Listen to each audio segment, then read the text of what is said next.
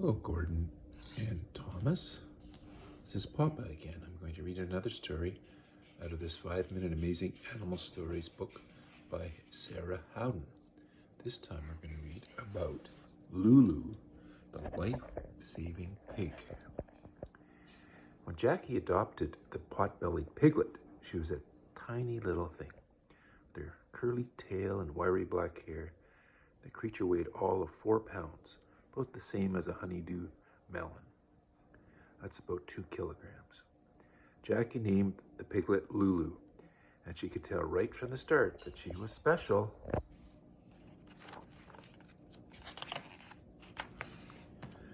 Then something happened that was clearly meant to be. Jackie went away and left Lulu with her parents, Jack and Joanne. They weren't sure they could look after a pig, but Lulu fit right in. She got along well with their dog, Bear. She curled up in the bottom of her bed at night. Oh, there they are, the dog and the pig. When Jackie saw how happy Lulu was and how much her parents loved her, she realized Lulu had found her forever home. Over the next year, that tiny piglet grew and grew and grew. After months of munching on potatoes and veggies and her favorite jelly donuts, she was 150 pounds, the weight of a full-grown person. But no matter how big Lulu got, Jack and Joanne always had room for her, even as space did get a little tight. I'm not sure I would want a dog or a pig in my bed. So that summer, when Lulu was just over a year old, they all piled into the family truck and went on a vacation to Presqu'île State Park. It was a lovely spot with trees and water and plenty of fresh air. We can go there sometime. So this is where Lulu's life changed forever.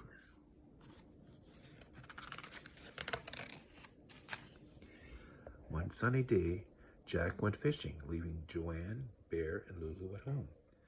As Joanne was making lunch, she suddenly fell to the floor, crying out in pain. Bear was scared, and he barked and barked, and Lulu started to cry, her big eardrops splashing onto the floor. But it didn't take long for her to realize that Joanne couldn't get up, and crying and barking weren't going to help. She needed to do something.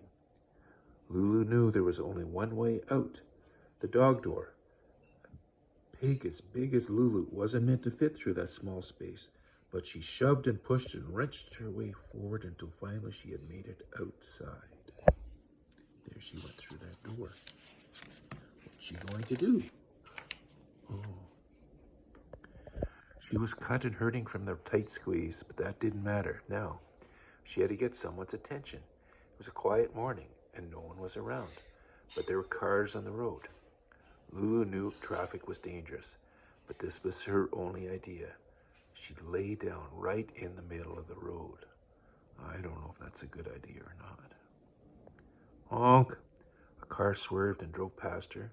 The next car sped around her too, tires squealing. Lulu pressed her eyes and shut in fear as the third car headed her way. She hoped this one would not hit her. But luck was on her side. The car slowed, pulled over, and stopped. Lulu heard a man's footsteps on the ground. Someone was coming toward her. It's time, she thought. She pushed herself up and started trotting away, praying the man would follow. And he did, all the way to the trailer.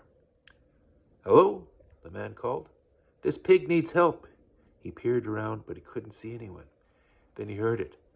I need help too, came a voice through the window. Call an ambulance. The man's mouth fell open. He grappled for his phone and called 911. Soon after the emergency crew arrived, they'd gathered Joanne up and sped off.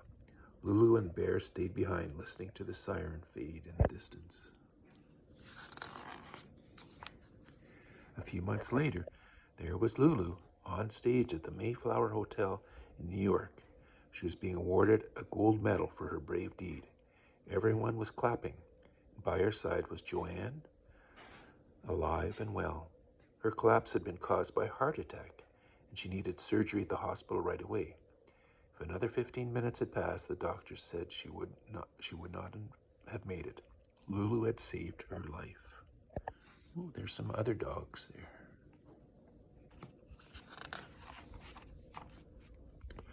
No matter that the metal was too small to fit over Lulu's head, or a tuft of her black hair was sticking out the wrong way, when that metal draped over Lulu's neck, she was one perfect pig. She was dignified and noble, and she was a hero. And there's Lulu. Well, that's pretty nice. That's the end of that story. Love, Papa.